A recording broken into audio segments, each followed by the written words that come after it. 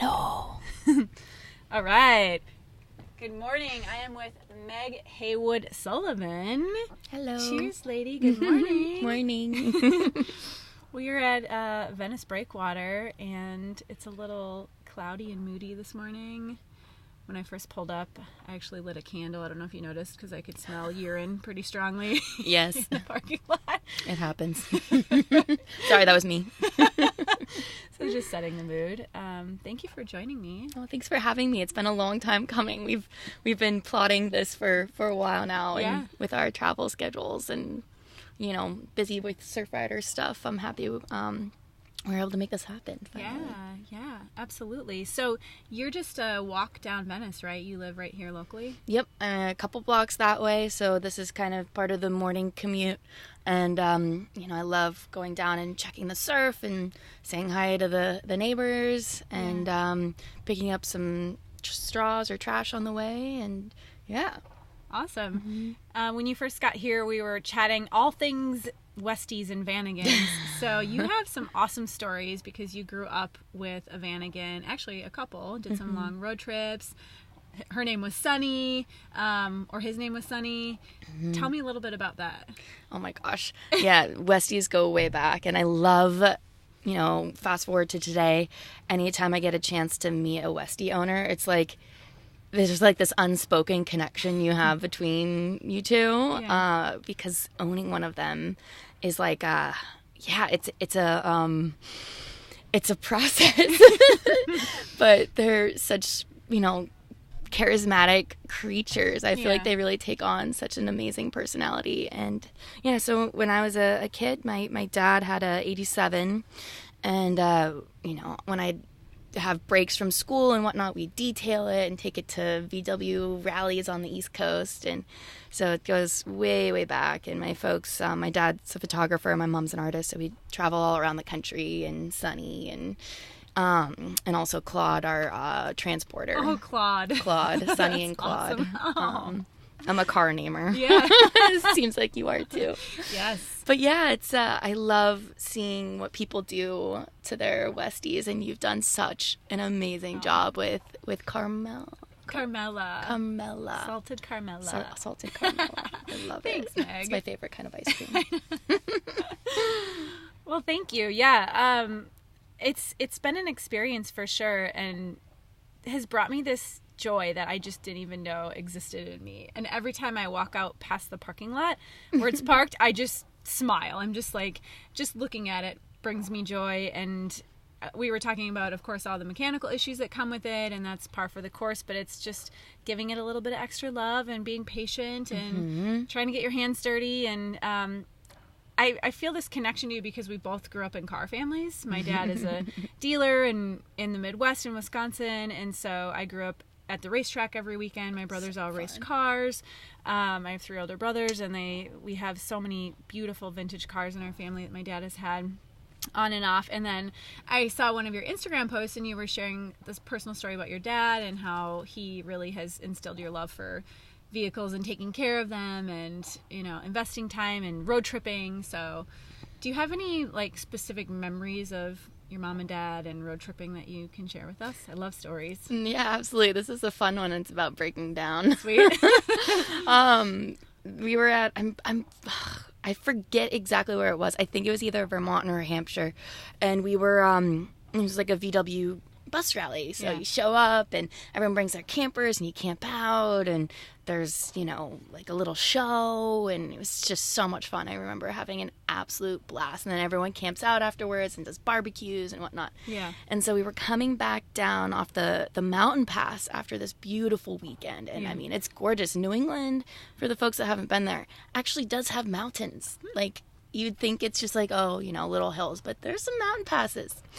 And Sunny's brakes decided to go. Oh my gosh. And so we're careening down the side of this mountain and slowly picking up speed.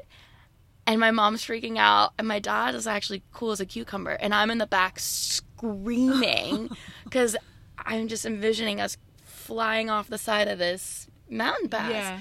And my dad was smart enough, and I guess just the way the road went, he kind of just went into a ditch and we almost flipped over, but we were sitting on like an angle in this ditch, and it was enough to slow us down. And I mean, AAA came and everything, but like, ooh. I don't know how he managed that, but I was like, wow. Yeah, that's a memorable story for sure. Yeah. Do you guys still talk about that today? Like, remember that time we almost flew off the cliff, Dad? No, but I'll have to bring that back up. But yeah. I think there's a beauty to when you have a vehicle that does require a little extra love. You think about it more, and it becomes more a part of you, rather than, you know, just a brand new car where you walk in, press the little button, and then you take off. It's like you don't have that connection. Yeah. But when you are getting to know every little part of it, and you're working with the mechanic face to face, it creates a way deeper relationship. And that's why I feel like once you're a Vanagon owner, and Vanagons in particular, you're like a Vanagon owner for life. Whether you have one in your life, or you've, if you don't currently have one, you're always in that mindset, and that's when I feel like you really connect with other, Vanagon or van dwellers. Yeah, that's a really good point I haven't thought about. And we're, as I mentioned, we're in the Venice parking lot, so we're going to get a lot of fun background noise. But with newer cars, really the only upkeep that you have to do is maybe oil changes, maybe occasionally changing tires. Mm-hmm. There's not an appreciation for something that is so convenient. And one thing that I found in the previous owner, Patrick, took amazing care of this. Thank you, Patrick. I get compliments on it all the time, and I always give props to him, is that it's forced me, especially living in LA, to slow down. Yes. Because the Vanagon doesn't drive fast. It doesn't drive fast down Venice Boulevard. It doesn't drive fast, on the PCH. So I'm going like maybe 55, and I'm in the slow lane. And just with this lifestyle out here, I don't know about you, but I find I'm just like going, and usually in a very fast-paced mode. And this being a Vanagon owner has just forced me to have a different appreciation and slow my life down in many different ways. Completely. And also, too, I feel like anytime someone drives by you, how can you not have a smile on your face? Yeah. So have you like experienced like a huge increase in the amount of strangers that come up to you and talk to you? Yeah. And, I mean, you have to be a special kind of person to take on, a Vanagon. It really becomes a part of your family. Yeah, so it does. I'm sure. Right before you got here, a guy stopped over and was chit-chatting about it. So it's really fun. You get to meet a lot of people. Mm-hmm. Yeah. Totally. I was thinking about, there's so many things that I wanted to talk to you about. You're such an interesting and diverse woman doing so many amazing things. Mm-hmm. And one of the things that has struck me is the word sisterhood. And I see the sisterhoods that you've created with some of the women in the community, with Anna, and I would love to hear about that relationship. Like, do you have a sister? No sisters, okay.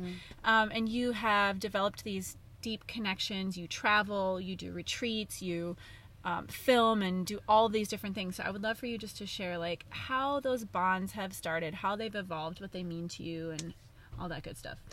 Yeah, sisterhood, I feel like that is a word that that really resonates with kind of every part of my being right now. I'm an only child, so I didn't grow up with sisters.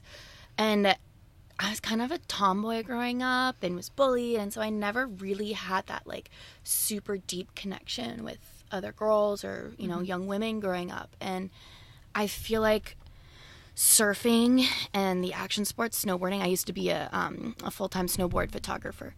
I feel like working in these like super male-dominated industries really helped me gravitate towards the other women in my field, because I was a minority in the snowboard industry. There was just a handful of women doing what I was doing, and I'm friends with a lot of them. Rather than it being like a competition thing, like we wound up like kind of being there together, especially like after all of us have moved on from snow.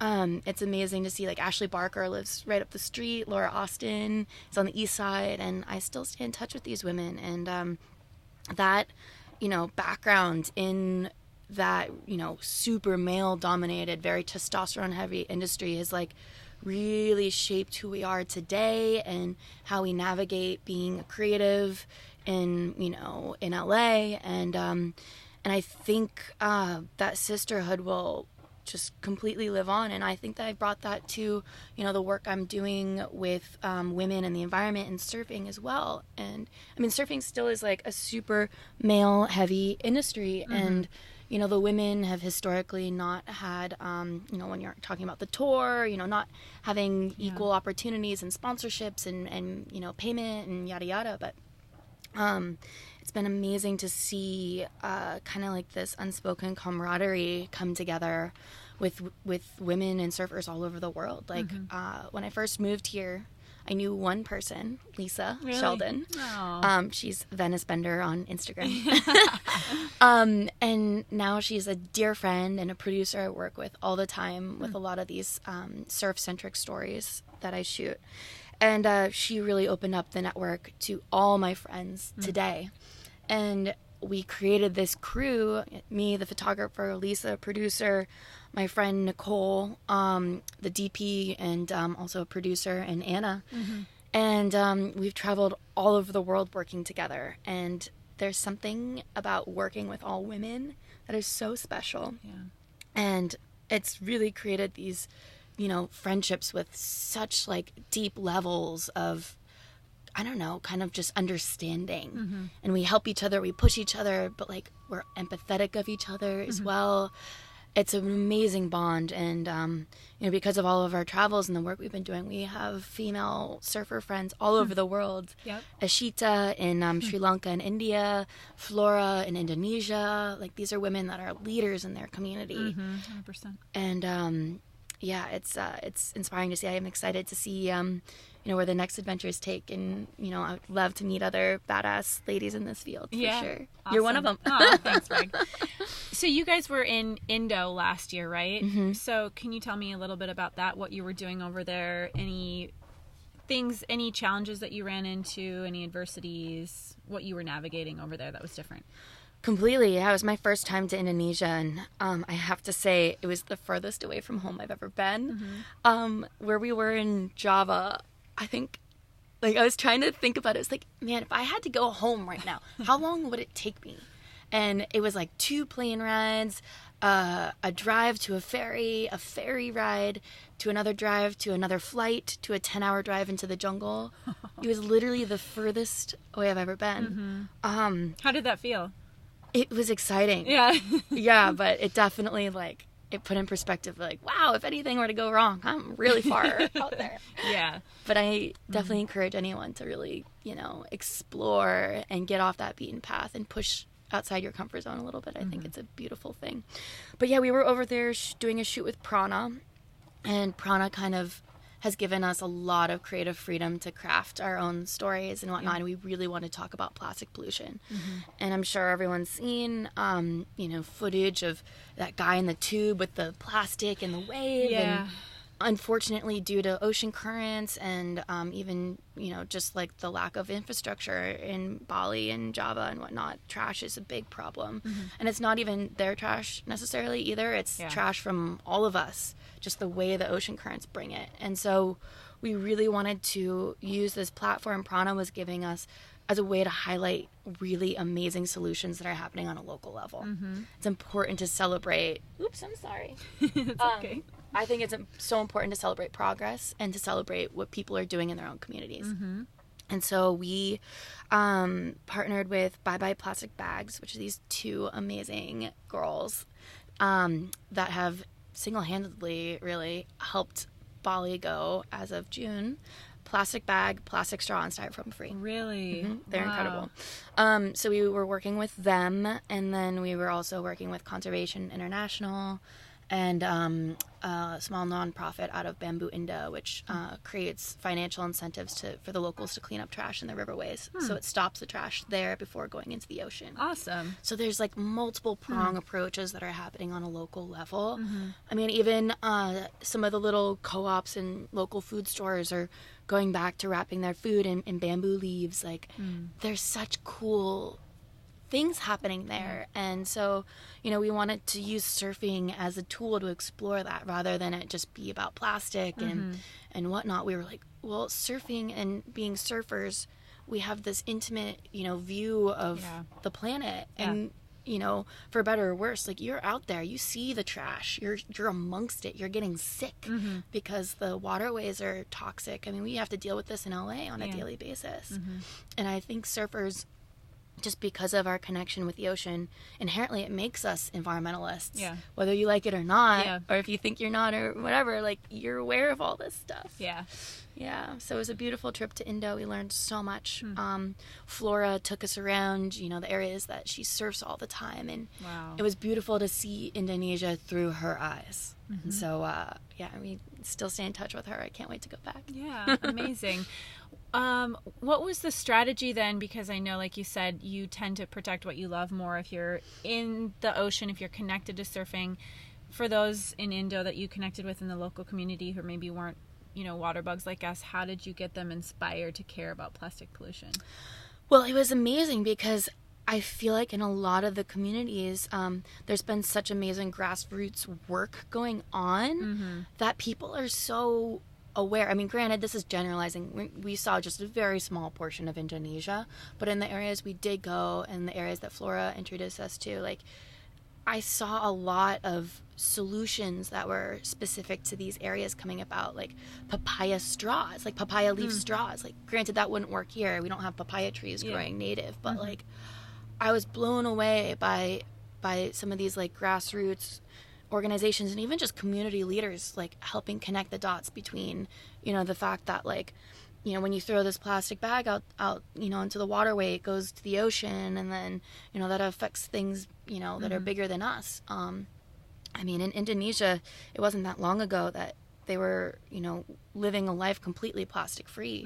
Things were in bamboo leaves, so you could throw it out the window, type of thing. And I also think because of that, they're primed to be an amazing kind of goal for the rest of the world, because I feel like they really could go back to that a lot faster than, say, we could in the States, because we are so far from that. But yeah, more than anything, I was just blown away and, like, very humbled and like, wow, the U.S. has a long way to go. Yeah. It's crazy thinking about Indo as we see it. It appears to be maybe the worst or one of the worst places for plastic pollution when you see the photos, and but they might potentially turn it around and end up being a total leader in the space. Completely. Which is pretty incredible. Completely. And I think, I mean, yeah, just what these young girls have been able to do, and the Indonesian government, like, really, you know, supporting their mission and their message. I mean, we don't even have that. Like, plastic bag, plastic straw, styrofoam free. We're talking about, like, the wealthiest country in the world. I know. It's wild. So, yeah. You mentioned financial incentives there. Yeah. How does that work? Okay, so it's really, really cool, and I'm going to totally blow the pronunciation of this nonprofit, so I'm just going to say it's through Bamboo Indo, which is this beautiful, it's like a beautiful kind of retreat in Ubud in Bali. And so what they did is they worked with the community to come up with ways that that the locals can harvest trash in the riverways, because there's so much trash in the waterways that start in these mountain communities, and then that drains to the beach. So it's just another avenue where pollution happens. And so you, I think it's like per kilo, but if you harvest like X number of kilos of aluminum cans and you separate it all, X number of kilos of plastic bottles, they weigh it and you get paid. And so it creates financial incentive for the locals. Also, too, for the tourists that visit this community and visit Bamboo Indo, they can also help out and have that be part of their stay, which I think is amazing, because anytime someone travels, I think it's so important to see the environment and to partake. And I see a huge increase in people wanting to do that, which is amazing. And so this nonprofit does that. So not only does it allow people who don't know anything about Bali to come help out, but then it's a great way for the local community to connect the dots between, you know, waste and the ocean, and you know, have them work together to come up with solutions that help themselves. So it's like is constantly it like feeds into itself, so it's totally sustainable, and it's been, from what I hear, wildly successful. Awesome. As a well-versed traveler around the world and explorer, this is something I always like to talk about. How do we go to other countries and not just be a tourist, not just stay at a 5-star hotel and eat at the most expensive restaurants. Like, how do you really get local? Especially if you're someone who doesn't really travel frequently or internationally, and this is going to be a new experience to you, but you really want to get out of your comfort zone and say, like, I want to learn about the local communities.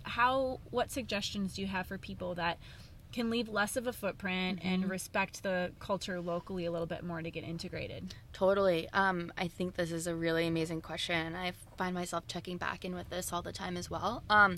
I mean, don't get me wrong, like, I love staying at a beautiful place and eating healthy food and whatnot, but I feel like before I go to a place, I love to, connect the dots and try and reach out to, whether it's like anyone in the Instagram community that I know lives there, or I ask around to mutual friends, hey, have you ever been there? Do you know anyone there? Yeah. And I always try and find, a person or two through mutual connections, never a stranger necessarily, but like, mutual connections.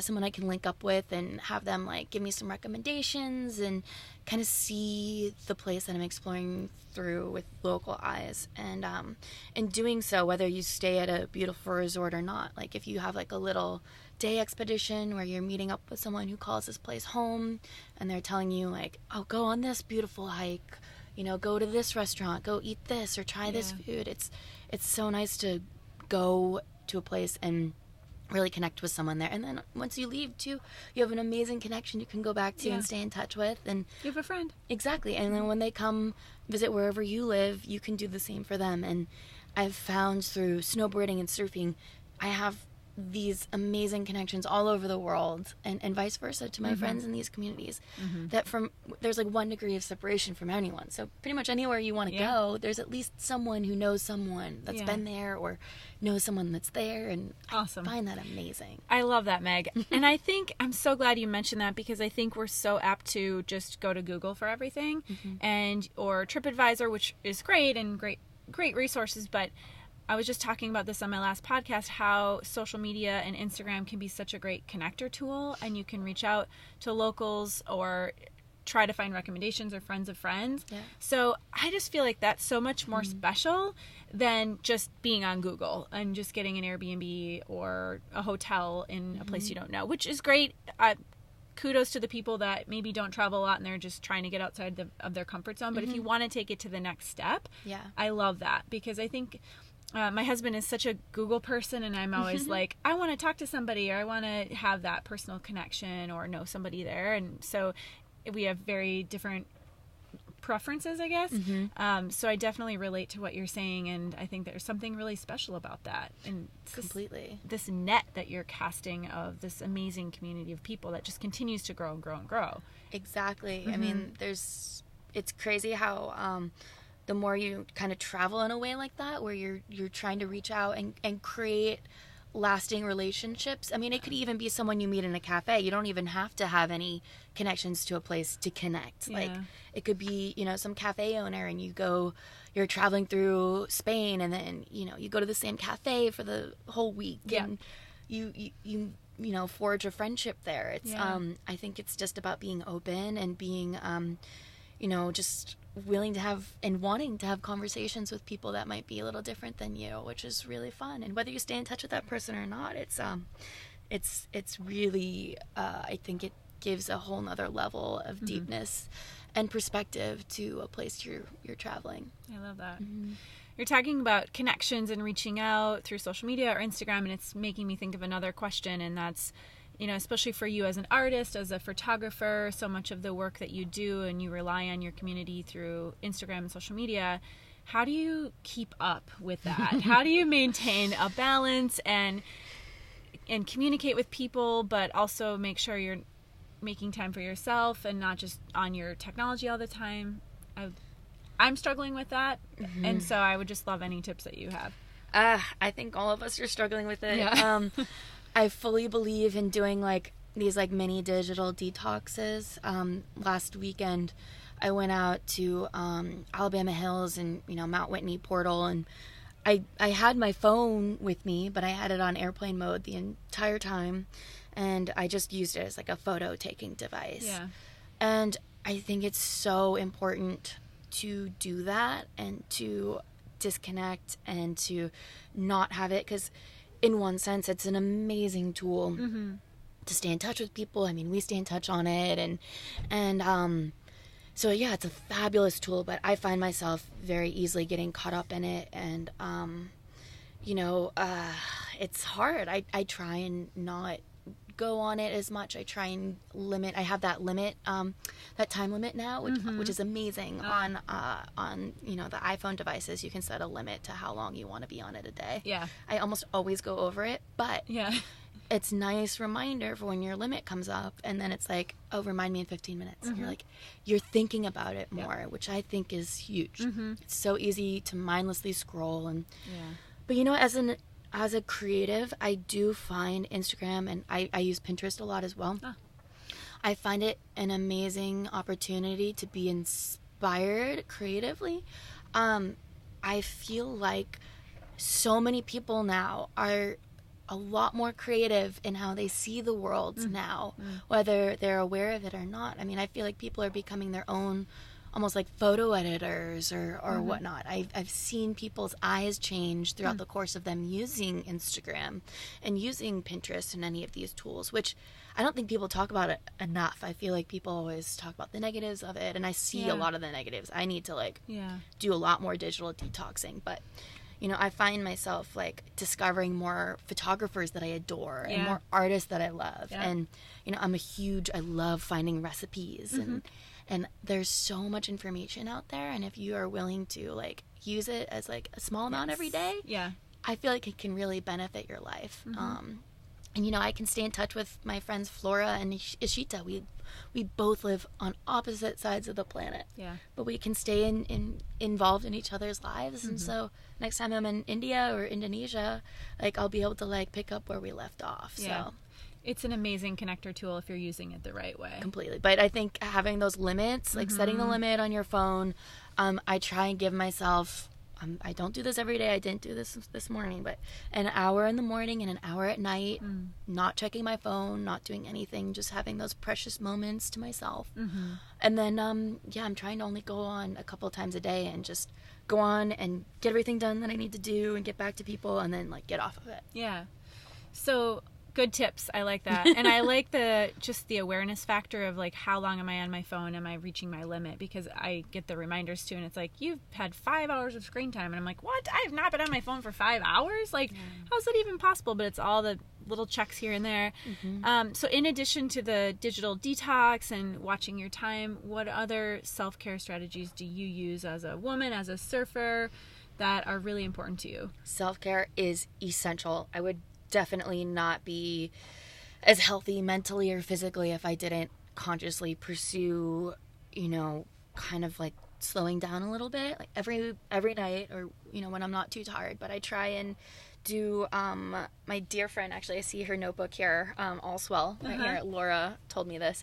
She mentioned in one of her workshops doing a little gratitude journal, and it doesn't have to be something that's long or in depth. When you're at night and you're tired, bullet points, 3 to 5 bullet points of the things in that day that made you happy. I like that. And it was crazy when after that workshop, I started realizing when I'd look back on my day, even if I was going to bed anxious or stressed, I'd be oh my gosh, there were so many beautiful things that happened that day that I forgot about. I remember when I first started doing this, seeing a puppy run up to me and just give me a huge kiss, and then its owner just smiled and had this warm smile that you knew a new puppy owner. Just so excited that their dog's loving people and whatnot. And I was oh my gosh, I totally forgot that that made my day a little bit better.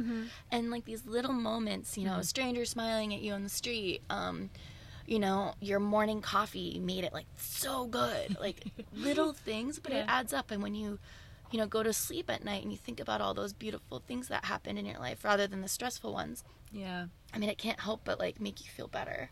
And so I try and do that.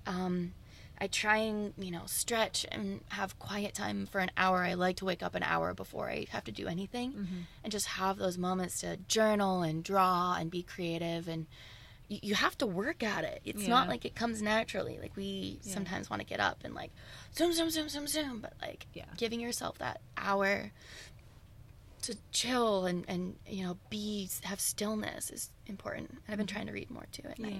Awesome. I love those strategies. I have a book called The Daily Stoic that I love, and it's just a daily read, 1 page. So it's very manageable because I have so many books and I start them and I don't always finish them, or I try to read them at night and I'm tired. So I love this because it's like part of my morning practice now, and I know I'm going to read 1 page. It's some lesson or motivation, and it sets the stage for things that I think about throughout the day, are reminders about maybe how I react to something or don't react, or, you know, it's been a really nice guide. Wow. Yeah. So I would definitely recommend that. And I'm so happy you mentioned Laura, because I actually met with her yesterday, and I'm going to do my first workshop with her next week. Yeah. No way. Next Wednesday. So yeah. So I'm so excited to, you know, like she was saying, it's just something, journaling is something so simple that you can do at any time of the day. It's low maintenance. You just have a notebook and pen, a good old fashioned notebook. Yeah. And I really actually like the bullet points because so easy. Yeah. Sometimes even at night, I'll try to journal like a page. I just had Tara from Costa Rica, Tarantula Surf, on my podcast. No way. Yeah. And she is a writer like you and journals, and she said she tries to journal 3 pages a day. So I was like, okay, I'm going to try to do it the Tara way. And it was amazing, but sometimes it's even hard for me to write 3 pages. So I was like, okay, I'll work up to that. But this is like a stepping stone to that. Completely. So. And also too, it's fun to thumb through afterwards, and like months go by and you're like, wow, look at all the beautiful things that I totally forgot happened. Yeah. So, and you said something else I think that's really important, and that's celebrating the small wins in the day. It's really easy to think about, even like when you're surfing, like, oh, I didn't do that, or I messed up that wave, or I was in that guy's way, or whatever, instead of being like thinking about celebrating the good things. And the same thing translates to just the simple things in our day, and how much that can just change your mindset from the negative thoughts to the positive thoughts. Completely. And I mean, I'm guilty of it too, being a freelancer, and I'm sure you are as well. We are so hard on ourselves. Yeah.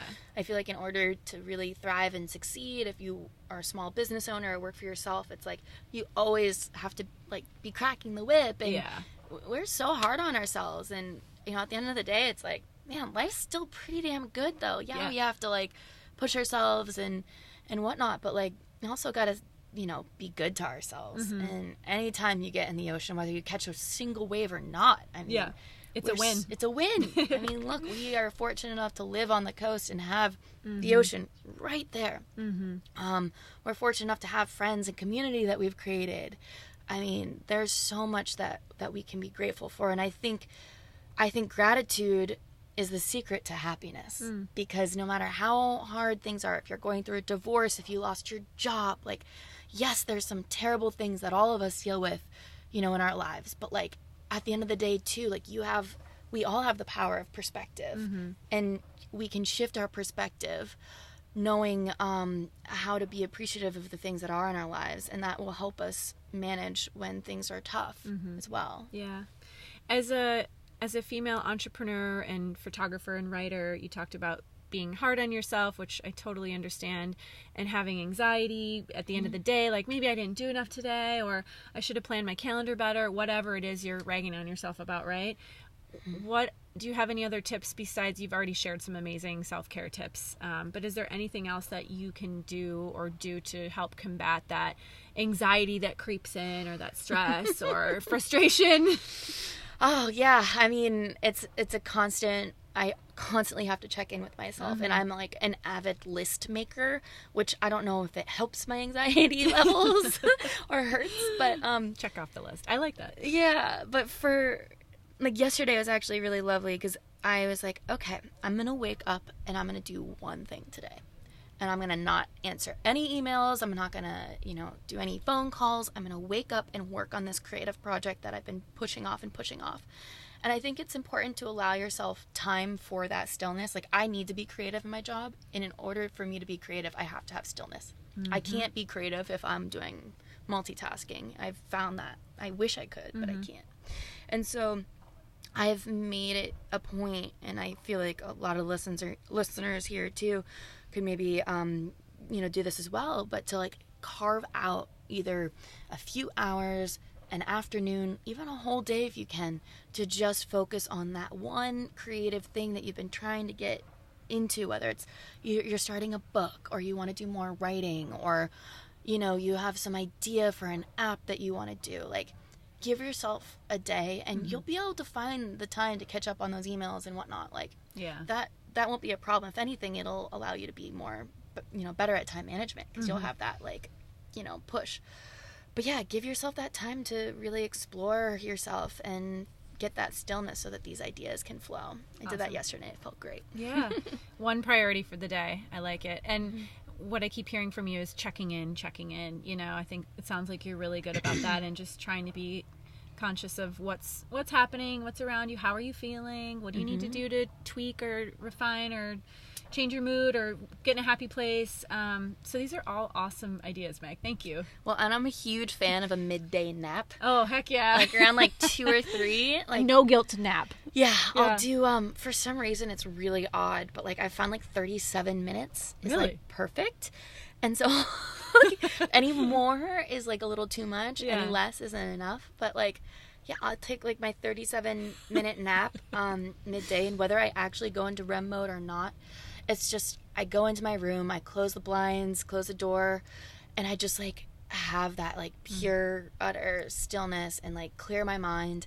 And I find that when I wake up, I feel so much better. And if you're a coffee drinker, what you can do, I'm trying to do a little less caffeine right now, but if you do drink coffee, how to kickstart your day, it's a little secret. You have a cup of coffee right before you do it. And so you go to sleep and you kind of like have a chill zone. And when you wake up, like the caffeine's kicked in and you're like, boom, you're ready to go. Wow, that's amazing. That is a good trick. Yeah. Do you set your alarm for 37 minutes? Yeah, it's on my phone right now. How long have you been doing this? For years now. My mom, Really? my mom is an avid napper, and she still to this day does it. And I remember when, I was in school, and even in the summertime, like she would take her midday nap, and sometimes I would do it too. We'd both be passed out on the couch. My dad does it. All of us nap. And it's amazing. Just a really good reset. And I think if you're a creative, it's important to find that time to chill your mind out so you can be refreshed. Yeah. And if anything, whether you, like I said, if you sleep or not, it doesn't matter. It's just allowing you to have that time for yourself. It's interesting because so many other countries around the world nap or close their businesses from 2 to 4 and take their afternoon nap in Mexico or wherever you are around the world. And we don't do that here in the States. It's like shameful to take a nap, or you feel guilty because you're not being productive 18 hours a day. Can we just talk about how amazing this guy is? There's a man biking by in a red tracksuit with red loafers and a red beret. That was awesome. Oh my God, he looks like out of a Wes Anderson movie. That was amazing. I loved that. I'm glad we paused for that. We really had to honor that guy. So I'm really glad that you're talking about naps, guilt-free naps. It's good for you. It's good for your mind and body and soul. And it sounds like it's a cool tradition that's been passed along from your family. And sleep is good for you. That is one of the best ways to reduce stress, reduce aging, yada, yada. Like they always talk about sleep and water. Yeah, the basics. Yep. So are you like a 10 o'clock p.m. go to bed girl? Are you like a 1 o'clock you're up editing and doing stuff? Oh, I like to go to bed early. Okay. If I can, like 10:30, and I love waking up like 6:30 to 7-ish. Yeah. It's easy to get out of that pattern, but like when I'm like in my groove, like I feel my best when I'm doing that. Yeah, awesome. What about you? I'm the same. Yeah, I usually like to be in bed by 9:30, 10, and then try to be sleeping, and then get up at 5:30 or 6. Yeah, I love that. But like you, it's so important to have that time in the morning before you just roll out of bed, have coffee, and check your email. Because I did that for years. And I felt like I never honored myself or my time, and you start to resent whatever it is you're rolling over to check the emails for, and it's like, true. Yeah, so it was, but it takes a shift because you have to get up a little bit earlier, go to bed a little bit earlier, so you can make time for yourself in the morning. Completely. And a trick that I heard recently that my good friend Sierra has been doing, by the way, she might be an interesting one for your podcast. Awesome. But she puts her phone in the other room. So, I mean, if your alarm's loud enough, you'll still hear it. But it prevents you from just doing that mindless scroll at night. Yeah. And so, like, she'll put her phone in the other room, turn on airplane mode, and then either read or meditate before going to bed. And then when you wake up in the morning, it's not right next to you to just, get right in real quick. So it's a nice, distance spreader. And also, who knows about all the radiation or whatnot? I mean, we're all guinea pigs, so we have no idea what having that thing right next to us all the time is doing. Yeah, that's true. Good stuff. I just wanted to thank you for being a Surfrider Ambassador. Well, you guys do so much, and this one in particular, with all of her work, with all the cleanups and, activating the community. You do so much for this area, and it does not go unnoticed. So thank you. Happy to help out any way I can. Yeah, thank you. We're really happy to have you as part of the community, and the Surfrider crew in LA is amazing, and I am far from doing anything myself. Like, they have lifted me up, and it's this thing that with volunteering, because we're primarily all volunteers, there is an ebb and flow. Like, people get busy, I get busy with work, and Graham and Olia and some of the other volunteers can really step up, and they are always leading the charge and doing an amazing job. But I'm just shocked and so humbled and so grateful at the people that have come out, the new people, the old school members, just like this massive community that continues to grow, especially in LA, and trying to do good for the ocean and bring awareness to plastic pollution, and people like you, Meg, because you have such a great reach and you're so authentic, and that really comes off in everything that you do. And I think that is really important, is that authenticity and the inspiration that comes from the messaging that you're giving. And so huge props to you, and thank you for everything you're doing for us and for all those brands out there that are trying to do awesome things. There's a lot of good things happening, and I think it's important, I know we were talking about this earlier, but to celebrate progress and to celebrate community and celebrate like baby steps. Like, we are not perfect, of course. And I think the environmental movement could be better in celebrating the small victories and how you don't have to be perfect. It's all about acceptance of our flaws and acceptance of where we need to go as well, and working together. I feel like Surfrider does an amazing job with that, and forging, kind of like a family vibe in a huge city. Like, I moved here not knowing hardly anyone, and joining the Surfrider LA chapters opened up so many doors, like in my own backyard. And I know it's provided an easy access point for a lot of locals and a lot of people living in this area to really connect with the ocean and connect with other people that are interested in the things they are. And it's a great gateway to learning more. So I think it's important to celebrate things like that. Awesome. Yeah, I think that word gateway is so accurate too, because especially for the beach cleanups, that's how I first started getting involved. And you just you show up at the beach, you bring your coffee, you pick up trash, and then you get to meet a bunch of cool people, hang out at the beach on a gorgeous morning, and it's impossible not to start to make the connection about plastic pollution. And even a lot of people will roll up and they'll have a water bottle just because it's habit, and that's what they do. And then they look around and see everybody else who has reusable waters, and they're starting to pick up plastic, and then they're like, oh. But it's just that they don't know. I didn't know. I mean, I didn't know cigarette butts were made of plastic. No idea. It's so important to not alienate people. And I feel like with a lot of these movements out there, it's all or nothing. And that that really pushes a lot of people away. And I think more than anything, we need to be welcoming people with open arms and celebrating our imperfections. Like, I'm not perfect. Like, I fly way too much, and I want to change that, but like, I can't, because that's where it's connected to my livelihood. And there's so much pressure put on the consumer, and where it's like 100 of the biggest corporations that are mainly responsible for hurting our planet. But I think in celebrating the fact that we do have imperfections and celebrating these baby steps, that's where we as consumers and we as people and individuals have a ton of power, because the more people we can welcome in with open arms, you know, when it comes time for voting, when it comes time for pushing for legislation, these are the people that are going to be, you know, like the new environmentalists. These are the ones that need to be nurtured. We need to nurture each other. Yeah. What suggestions do you have for someone who's just trying to get started? In their eyes, they're so new to the process, maybe intimidated. How do they get started? Well, with my friend Sierra Quiddiquit, we started a movement called Plastic Free Fridays. And so once a week on Friday, try going plastic free. And it's hard. Like, I messed up on our first day of activation. Someone gave me a glass with a straw in it, and I was just like, oh my gosh. But like, it's less about, you know, one day a week isn't going to save the planet, but it's helping create that pattern in your day-to-day existence that's going to filter in the rest of your week. And if you can get if we can get 10,000 people to do Plastic Free Fridays, we can get 100,000. If we can get 1 million, like, oh my gosh, like, you're going to think about that the rest of the week as well.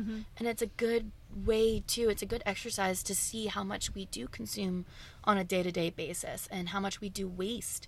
And yeah, I think that's a really great first step, is to try reducing your plastic, single-use plastic consumption. I mean, there's plastic in our, we have to use plastic in our day-to-day existence, but like, the disposable plastic, try not using that one day a week. And, you know, follow along. We have an Instagram, Plastic Free Fridays.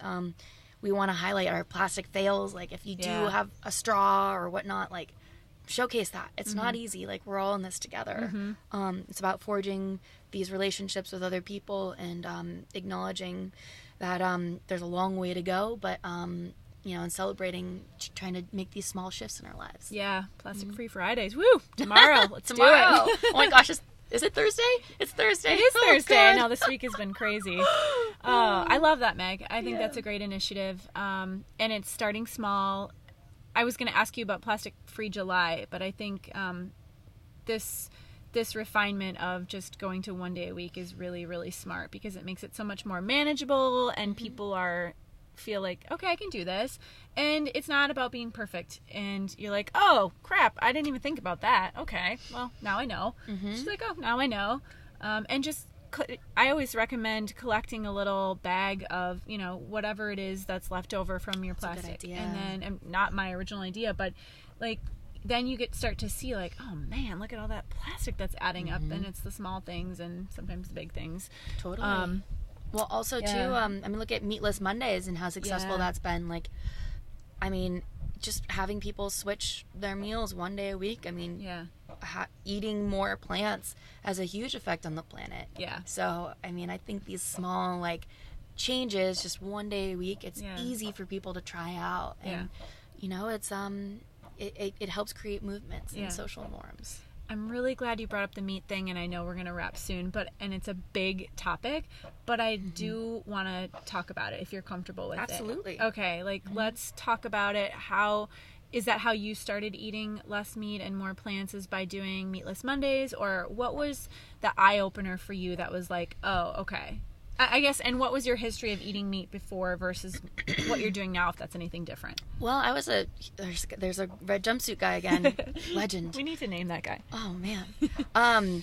Well, I was a very picky eater growing up, and so I didn't really eat meat until, oh gosh, I think I was like 10 or so. 10 or 11. And what was your diet? Like macaroni and cheese? Yeah, it's just awful, like 90s child. Velveeta. Oh, yeah, I loved Velveeta. I don't even want to know what that orange goo was in that package. But I definitely was eating meat for like many years before I really was thinking about it more. And I think it's so important. What really actually opened my eyes to how bad our current meat system is on the environment was Paul Hawken's book, Project Drawdown, which is the most comprehensive guide as to how to reverse the climate crisis we have. And eating, like, on an individual level, like, the top things that we could do as sole individuals, not as corporations, not as like governments, yada yada, is eating more plants and wasting less food. And I was blown away. That's more than airplane travel. That's more than, you know, driving an electric car. Was just changing your eating habits to not be eating as much red meat and not be eating as much animal products. And I was like, whoa, like I always knew that probably, you know, was probably up there, but I didn't realize how much. Yeah. And so after really diving into that book, I've been trying to reduce my meat consumption for a while, but after reading that, I try and do meat Mondays. So I only eat meat once a week. Ah, cool. On Monday. Awesome. And then it's such a treat, right? It's and a treat. You appreciate it so much more. And I think too, like, it's not about like, I mean, there's some people that, you know, that definitely feel the need to have more protein than others. And I mean, there's been a huge amount of success of like vegan athletes and veggie athletes. Yep. And there's so many alternatives out there. Like I love the Impossible Burger. Yeah. In Venice. I mean, we're so fortunate enough to have it like everywhere now. Yeah. But I feel like, you know, for the people that do want to keep meat in their diet, or aren't really able to totally change their diet, I think, you know, buying grass-fed, like really doing the research as to where your fish is coming from. I mean, our oceans are so overfished. I really don't eat that much fish. Yeah, I don't either. I rarely eat fish.